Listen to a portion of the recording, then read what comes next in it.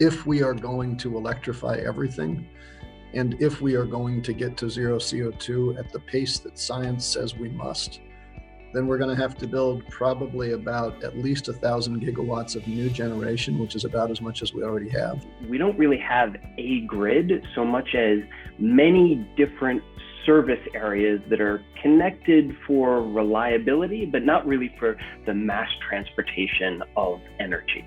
Instead, the mass transportation of energy for our electrical system is really largely based on our rail and pipeline system.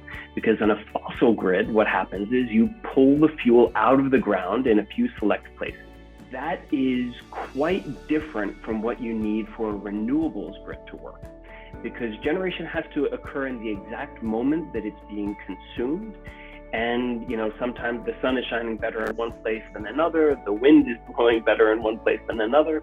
And we also have just very different renewable resources across the country. And so you need to be able to move that power, instead of on a rail car and a pipeline, on a transmission line. We don't have the transmission lines to do that. One of the things we need to do is facilitate greater interregional transmission development, because it might be really hot, really cold in one state, and a couple states to the east or to the west, they might not be suffering the same extreme weather at that particular time. So they might have extra power they could transport into Texas.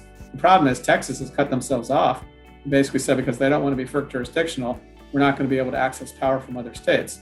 And we saw some of the ramifications of that. So we're taking a look at that. How can we improve the transmission grid, and especially as it relates to the capacity to transport power among different regions of the country? And in the past, we've been looking at beneficiaries in a very narrow way. So for instance, if you get power from a particular line, you're considered a beneficiary, but if you don't, you're not. But the fact is, people are benefiting greatly when transmission is built, even if they're not necessarily accessing directly the power that's transported along those lines. So one of the things we need to do is figure out, is there a better approach to how we allocate the cost of transmission?